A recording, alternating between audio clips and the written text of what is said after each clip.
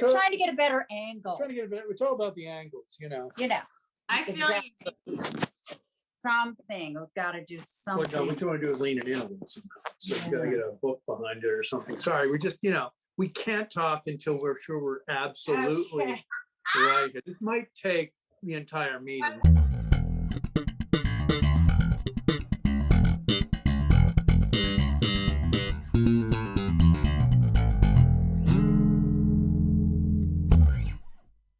Well, you're getting ready. We'll do our formal introductions. I'm Chris.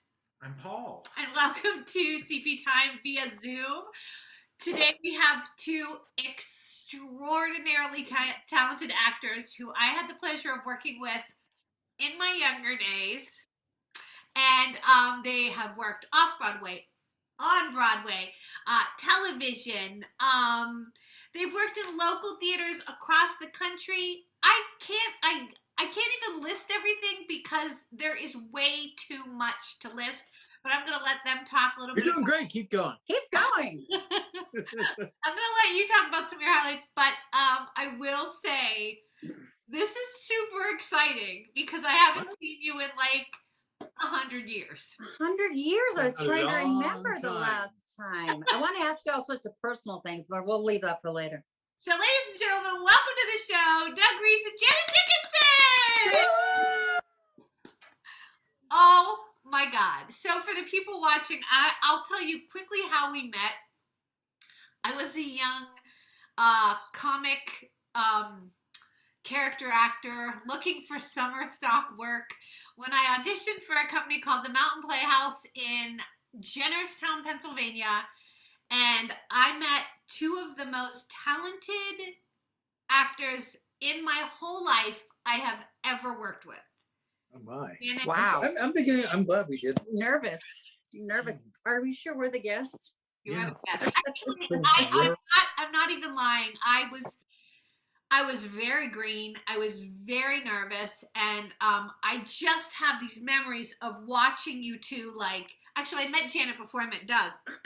And I remember just watching oh my God, both of your attention to detail and your work was just amazing. And we were working in this crazy gristmill theater, which is a whole nother story about the antics that happened with creatures flying and everything. But I want to introduce you to my husband because this is Paul Thompson. Hi, Paul. Paul, have we ever formally met? Forgive me if we have, but I don't know if we have. I haven't. Years ago.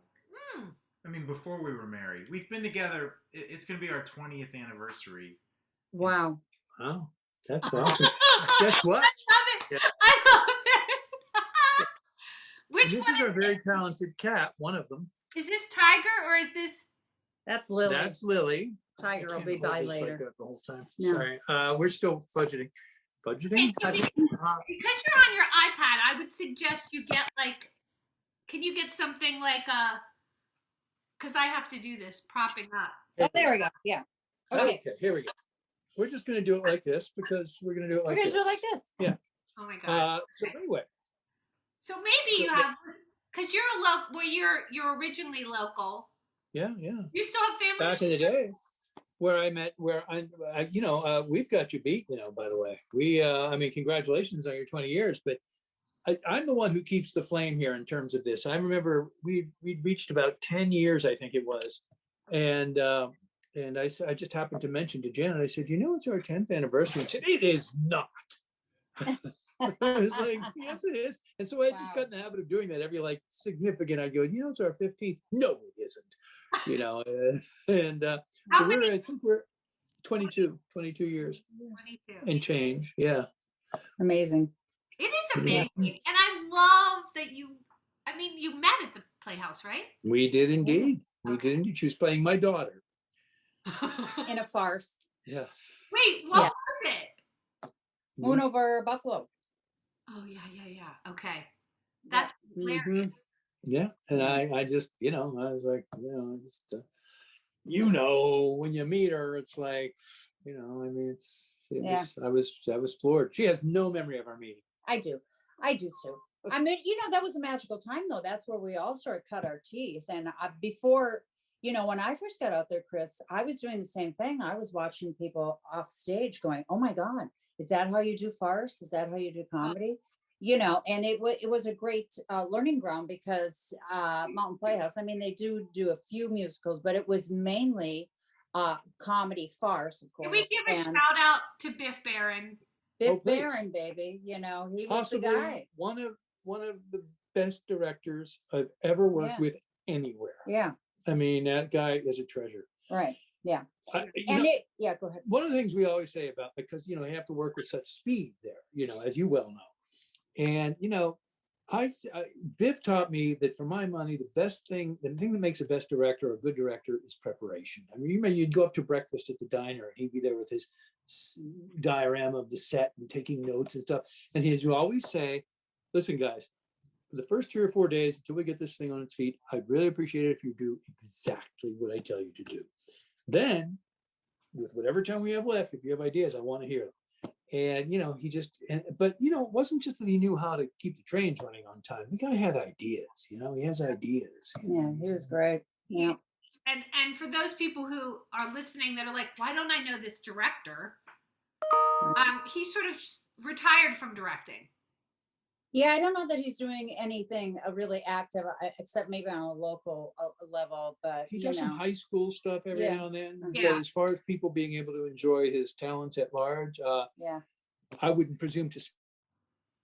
Oh, Hang on, we're trying to get you back. it was. Sorry, guys. There you are. Oh my God, we thought we lost you. Oh, anyway, anyway, he's we don't know why, but God bless him. He was makes it sound like, you know, I mean, right. He's here in the universe.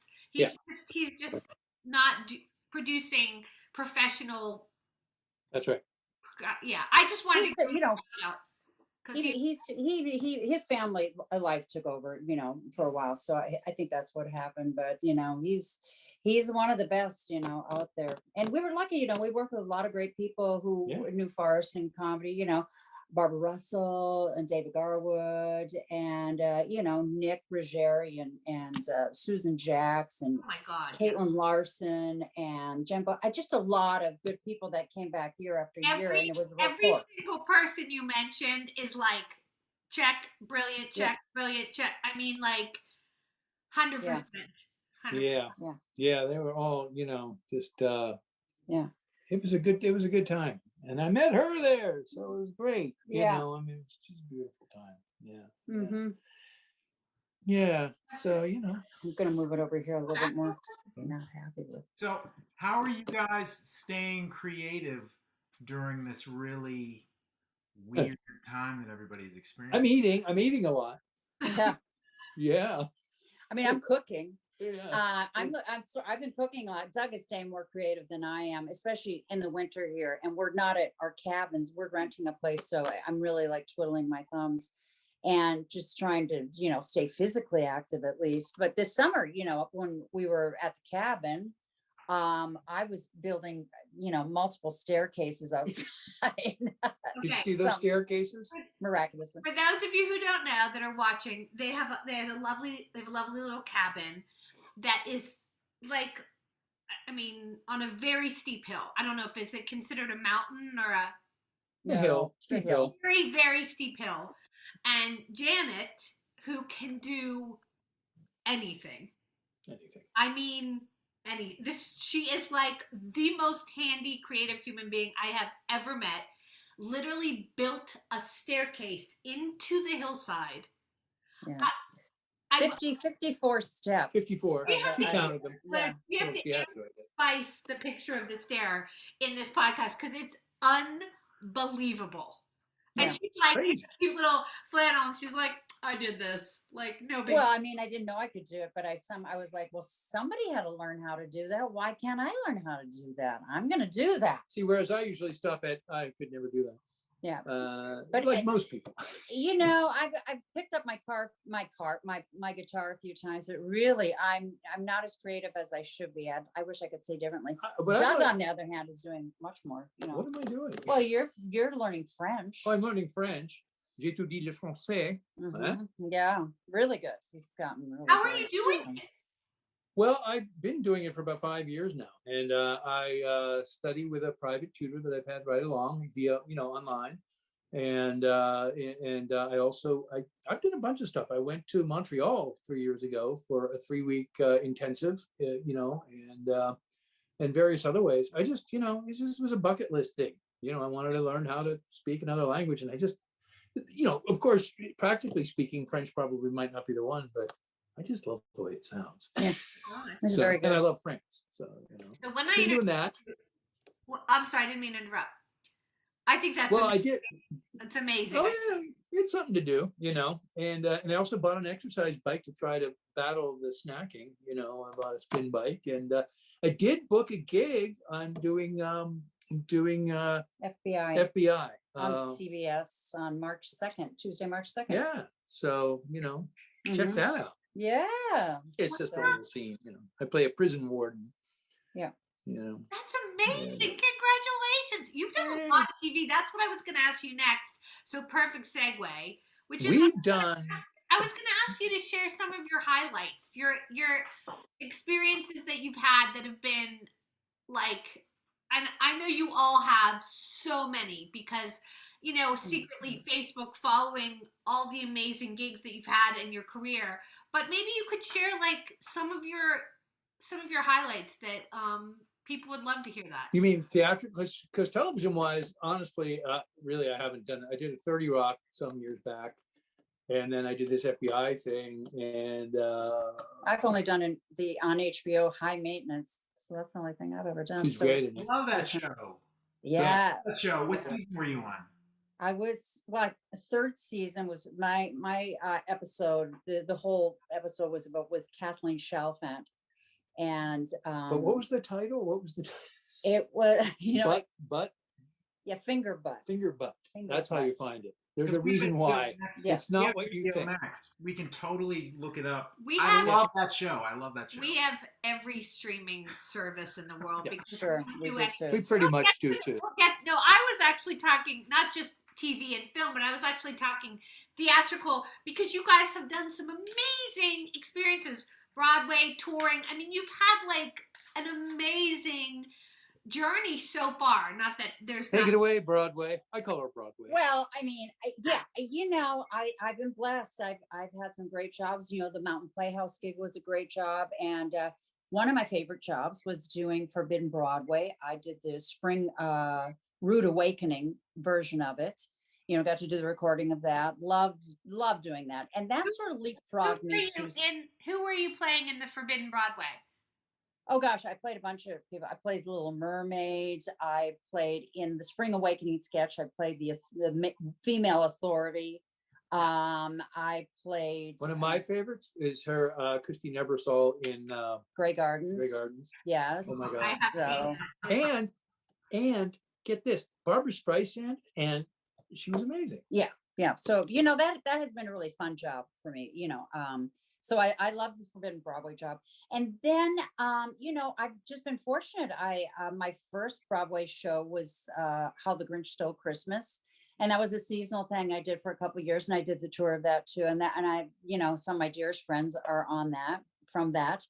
And then I was doing, I got cast in a show called Happiness, a new musical. And I got that from. Talk about it. I don't know a lot about it, and I'm sure that people watching would love to know more about it. It was at Lincoln Center, right? It was at Lincoln Center. It's a beautiful show, and it's about these people who are sort of stuck on a subway, and for a long period of time, and they all start revealing favorite moments from their past. Something that they really, it's something that's very dear to them. And then you eventually realize that they've all died. Oh, great. And that they are finding the moment that they want to live in for eternity. Oh my and the musical is incredible. Michael Corey and Scott Frankel and Susan Stroman directed it. And it was just, that was an incredible experience. Loved doing that. Will it come around again? Will it be? I don't think so. I mean, it wasn't a huge hit, but it has been done. It's a little difficult to do because of a subway situation. But that sort of didn't have as much of a future as they thought it was going to have. But then that sprung me into Bullets Over Broadway, which was a great job. That was with Susan Stroman, and Woody Allen was the book writer on that. And it's just so exciting when you're in a brand new show. I mean, I've been fortunate to do it several times. And the one very exciting moment for that and Bullets Over Broadway is that I was understudying, one of the lead characters, and in previews, and basically didn't have any rehearsal for it. And she was sick. She was out sick. I know. And they were like, "You're going to be on." I was like, "Oh my God." I cried for about 5 minutes, and I was like, "Get it together, Dickinson." And I did know it. I knew the lines, but I was in the show, so I didn't quite know everything. So we were in preview, so I got to rehearse that day, and you just have to take one scene at a time because it's so huge. You're the lead of the show, and it's a Monday night, and every actor from Broadway is there on a Monday night. And goosebumps. I know. And I was just like, just take one scene at a time. And there's a whole, it's a long story, but the most exciting thing was at the end of the show, Susan Stroman came running up with her assistant, and she was like, "Oh my God, who knew you were funny?" And I was like, "Oh, okay." Nobody asked me. So then I had to go on for that whole week. And that was something, because you were getting notes, from Susan Stroman and Woody Allen and everybody, and they were changing stuff because it was previews. And so that was very exciting. And then that leads me onto another show that I love doing, Little Dancer. And that was a world premiere at Kennedy Center. And I played Mary Cassatt and a variety of other roles in that. And some of my best friends came out of that show. And that was incredible because it was this mixture of Degas paintings and ballet and, this beautiful music by Lynn Ahrens and Stephen Flaherty. And again, it was just, beautiful costumes by William Ivy Long. And, it's just fun to be part of the process when you have to change things every single day. You come into rehearsal and they change it every day. That's how you build a brand new show. And then eventually that led me to Anastasia, which was my last Broadway show. And that's also Lynn Ahrens and Stephen Flaherty, and Darko Dresniak directed that. And Terrence McNally, God bless him. He was he was the book writer on, yes, he was the book writer on Anastasia. Sorry. Hello. And that was incredible because beautiful music and sort of crafting the show out of real history, out of the Romanov, the tragedy of the Romanovs in 1917. And then it had been made into an animated film, and then adapting that. So it was this sort of a more mature musical. And that's exciting too. And we knew that was a hit, because everybody wanted to see Anastasia. So that was thrilling. And, and in between that, one of my favorite jobs was doing Billy Elliot on tour, playing the teacher, and was just a dream role. And, that really, taught me so much. So I've been fortunate to leapfrog from one great show to the next. And I've just, I've met so many wonderful people along the way. And, I can't complain. It's been a great career for me, even though, I'm not famous, but that's okay. If you keep your, feet planted on the ground, you don't fall off the ladder of success. You are famous. I gotta grab a pen. My God. What did I just say? You are famous. Also, one thing that amazed me about both of you is how fast you learn things. Yeah, that is, that's a skill that, you probably just have. Yeah, personally, I think, honestly, like, particularly back in the days of Mountain Playhouse, what I would do, I mean, I may have presented as somebody, but I always use the image of a duck on the surface of the water. I looked like a duck floating along, but underneath, I was like this. There was, I would start learning lines. Like if I knew I was doing 3 or 4 shows, I would know the first show cold by the time I showed up, really sort of know the second show, and at least be looking at the third show, because otherwise I'd be lost. Yeah. Lost. I think fear is a great motivator. You're going on. You're just like, you better buckle down and get this. Yeah. So when you went on in previews, yes, for people that aren't in the business, how did you rehearse yourself? Because like there were no put-ins for you at that point. There were no like rehearsals just for Janet to learn the track. So I mean, I always tell my kids, and I tell them, like, you have to be a self-starter. You're so disciplined. I think it's the hardest job in the business, understudying. And well, Chris, that's good advice. I mean, that's great advice, because you really, it's, especially when you're an understudy, it's the person who is ready that's going to go on. It doesn't matter if the other person, and I knew there was going to be, there wasn't going to be any rehearsal. They did rehearse the cast once, but they put me in a costume fitting, so I didn't have that rehearsal that day. And so I knew all the songs. I'd had a musical rehearsal with the musical director, and so I knew all the songs. I knew all the lines, I knew mostly what she was doing. I would write notes. I had a book, so I knew what it was. The day that they called me to say, you're going to be on, I said, I'll call you back in 10 minutes. I'm going to have some questions. I had about 20 questions, because I was in the show. I couldn't see where she was exiting, what she was doing. I couldn't see some of her blocking. So they were able to answer questions for that. But the thing is, you're right. What students don't realize, we were doing an understudy rehearsal once on tour, and somebody said, well, they can't expect us to, know this. They haven't rehearsed. And I said, guess what? This is your audition. yeah. If you don't pull it, if you don't come up with it, they're going to the next person. And, you have to do something and go, I can do it with confidence. Do you do and it then all they go, on your own? Do you do it all on your own? Like, I did that all on my own. Yeah, because I mean, I sort of know the answer, but I think it's so important for people. Like, you're in your room, you're back at your apartment, and you're just doing it on your own. Yeah, you have to do it on your own, in your own. And the thing about understudying is you can't reinvent the wheel. Now, when I would watch rehearsal, I would say, you just steal it all. You steal all the funny moments. And then you go, I think she's missing this laugh. I think she's missing that. I can do that. I can interject that. That's the beauty of being an understudy. You get to steal all the good stuff. You have to do exactly what they tell you to do.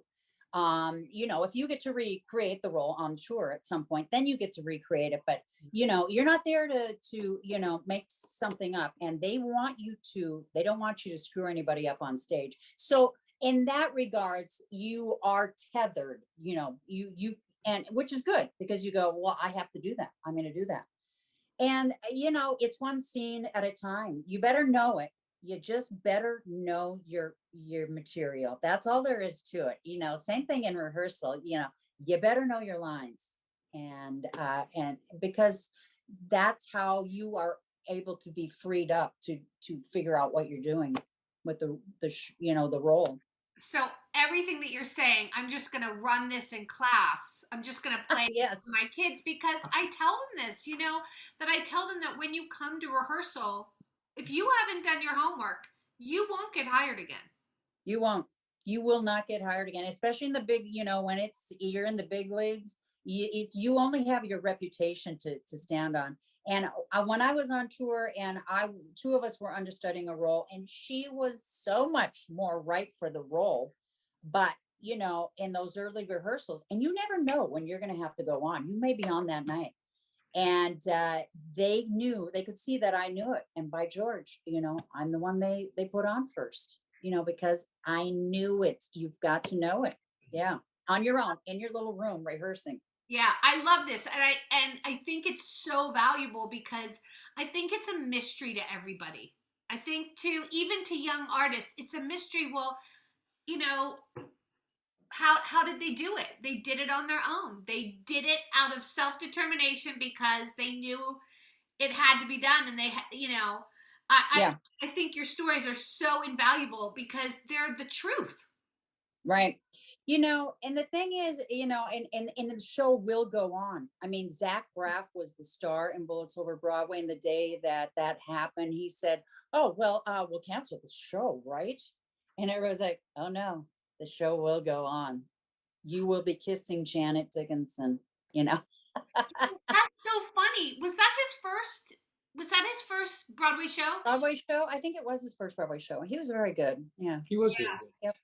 Mm-hmm. Okay, so Janet had some great morsels. What about you? What are some experiences that you've had where that it just was so meaningful to you? Well, I'll tell you, I guess, you know, as Janet was talking, you know, sort of like, I mean, I was listening, honey, but I was also like reviewing, well, what am I, you know, and I think for me, the thing that I'm most grateful for is the roles I've been able to play. You know, I haven't done Broadway yet, Mm-hmm. you know, and but I've done some Off-Broadway, and I've certainly done a ton of regional. And some of my most grateful experiences, frankly, were Mountain Playhouse to start with, because the roles I got to play, you know, I got to play Atticus Finch, I got to play Lenny in Of Mice and Men. You Chris know? was great in To Kill a Mockingbird too. You were great in that. Yeah. You were terrific. Yeah. You were, You know. Doug, you were mesmerizing. No, It very was kind. it's kind of funny because you were a little young to play Atticus, Yeah. but no one would ever have known that because at the Mountain Playhouse everyone played. But you Right. were mesmerizing. Oh, it's very kind of you. Well, you know, it was, you know, it was a great experience, and then, you know, and then other things like, you know, I remember that one season in particular, you know, Teresa. I mean, of course, she has to struggle with the idea of what the audience is going to respond to, but she took some chances, you know, doing art. We did art, you know, and that was a blast. And then moving on, you know, I'd have to say, you know, one thing I always remembered from college days, I was sitting in a theater history class, and this is how old I am. I still smoked at that point in my life, and you could smoke in class. And we were sitting in the back of class, and you know, I probably had a hangover, and we were sipping coffee and not really listening. And this guy stopped at one point, and he looked at us all, and he said, "You know, you guys cracked me up." And so we started paying attention. And he said, and he held up a copy of a Samuel French script, whatever it was we were supposed to be listening to him talk about. And he said, "You know what really matters? Some of you probably all want to be stars. Some of you will, maybe. Most of you won't." And he said, "But you know what really matters?" And he opened the page to the first production. You know how it always has in there, Yeah. role created by. And I don't know why that stuck with me. It always stuck with me. And I've had since then the opportunity to create, like, you know, 5 or 6 roles that had never been done before in their original productions. And there's a particular guy, Michael Hollinger, that I've worked with a ton. I call myself his go-to dead guy because I die in most of them. But a play called Opus that I did, that was a tremendous experience. I got to smash a violin on stage every night. That's always fun, rock and roll. And Paul's you know, and crazy. Yeah. yeah, I right. know. Yeah, trust me. They always had. There was a very expensive violin that the people we actually pretended to play. We actually did play the instruments, but and amazingly, people were fooled by it sometimes. But we would have to smash. I always had to make sure to take the correct violin out every night because, and they had it backstage marked with like big, you know, glow light, you know, arrows saying "fake violin," which was like a little kids. We had 100. We had, you know, 100 of them because for the performances, and but there were those little rehearsal things that the props department painted up to look kind of nice, you know. And I just smashed one of those. But anyway, it was just so that's what I've always been about, you know, is I just love doing new stuff, you know, and being able to, you know, put a stamp on things, and it's worked out. And the thing is, I've gotten to play roles that, frankly, if I ever do Broadway, it probably won't be a lead role. You never know. I mean, I certainly, okay, great, maybe that'll happen. But the more likely thing would be that I'd play a supporting role that may or may not be juicy or not. And I would take that gig in a minute. But the roles I've had the opportunity to play at large in other theaters where have been just, I could not have asked for more. It's just been a great ride in that respect. That's amazing. How about your opportunity to travel? I mean, both of you with touring, I think that is. Yeah. I did a year in Europe with West Side Story. And that was something because Janet, I was like, I'll tell you a little story. Here's me in musicals. This is what sums it up briefly. One year, every now and then I'll go to a musical audition, just keep myself humble because that really works. And I went to audition they were doing a tour. This was back when they were talking about Dirty Dancing. This is like 12 to 15 years ago. Yeah. And I was going into audition for the Jack Weston role and some other character role, but he did have to sing.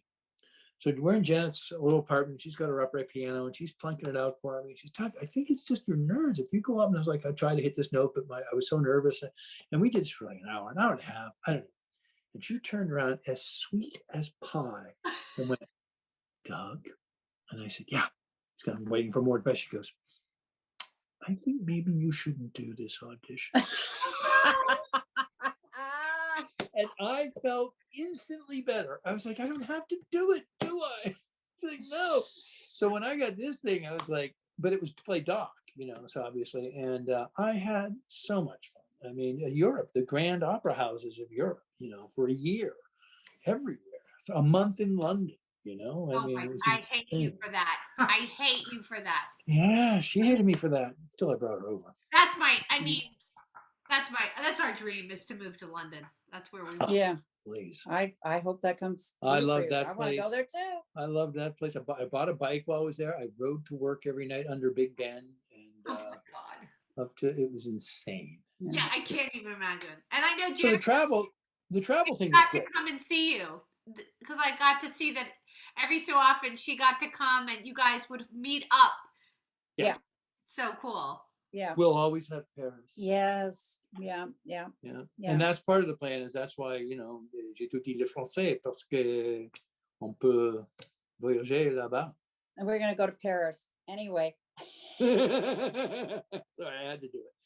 Yeah, I think, touring is a lot of fun. And I've had the chance to do that several times with different shows. But and then when I was on Billy Elliot, we did a month in Sao Paulo in Brazil, and that was incredible. One of my favorite jobs though was one early in my career when I was more of just a singer dancer, and I did a world cruise starting in Hong Kong, and we went around the world, and that was incredible. You're young and you're singing and you're dancing, and it's maybe that job's not going to further your career, but you're having a great time and you're seeing the world. She was drinking then. Yeah. So we're getting a little warning. What's going to happen? I can fix it. Okay. Warning. Keep going. Oh, okay. Something just popped up and I'm not sure what it is. We're being boring. Are you still there? Yeah. Yes. Yeah. Okay. We're going to let Paul fix. Go ahead. He's going to edit this out, so don't worry about it. He's my master editor. Yeah. So the other thing I was going to ask you that we both wanted to know is, do you see the industry changing? Do you think that after all of this madness is over, do you think there's going to be changes? I mean, do you think Broadway will come back this summer or this fall? Do you think it's still going to be, or maybe? Well, it's hard to say right now. I think the vaccine is going to start rolling out here. And so things are going to change, in regards to Broadway. When I first came to Broadway, there were like 5 shows on Broadway. It was tough at that time. Nobody was doing a Broadway show. There was a handful of people.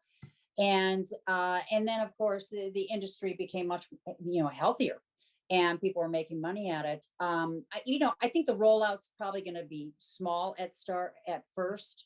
They're going to try and get people in there. Some of the bigger shows that they've already covered their initial costs, and they can play at a less capacity, and they'll do that. So I think, it'll start rolling out slowly this fall, and then things will probably snowball again And but yeah, it is strange. It's strange to think, what, especially a few months ago, you just think, what's going to happen? How are they going to do this? What are the protocols going to be for all the different, I mean, there are like 17 unions in New York City to get a Broadway show up. So it's tricky. And of course, we all belong to a union as well. And them trying, the union trying to figure out how to make it safe for people. But I do think it will get back eventually. It's going to be a while. I mean, a lot of people have left New York. They can move back, of course. It's struggling right now. Once we have a more solid feel for, the vaccine, and hopefully possibly some herd immunity, then things will start rolling again. But the tricky thing about New York is, New York theater is, it's for profit.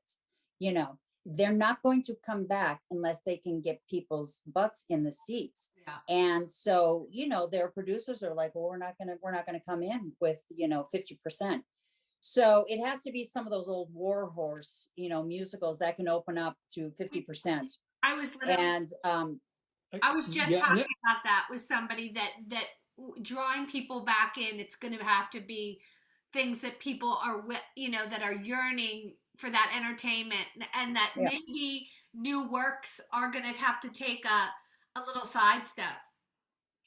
Well, I think what's interesting too, though, is that I just saw an article that a buddy linked. I just started reading it, so I haven't finished it, but it's about, the Pittsburgh Public is referenced in it, how a lot of theaters, mostly not-for-profits and regionals, and some off-Broadways, like Irish Rep is doing a bang-up job of this. They have gone to such extraordinary lengths to do the virtual experience. Like I know they did some huge show, Irish Rep, where they did, first they did Molly Sweeney with that's just 3 monologues. So that was easy enough. Then they did something where they brought in green screens. They did this whole elaborate thing. Their subscribership has, I think, tripled. Wow. They have actually, people are actually profiting from this because people can see things that more people can see it without having to go to 125, 150 seat theater, which Irish Rep is, Yeah. So I think that's both good and bad. I think ultimately it's good because I think people now have a taste of what this is who might not have had a taste of it otherwise, not even experienced theater, even though they're experiencing in this virtual sense. And I think at the end of the day, to go back to the old thing about cavemen sitting around a fire telling a story, people need to be, there is a need. Yeah. There is a need to be in a space where someone's telling you the story. I just believe that, and I don't think theater is going to go away at all. I think it's going to come back.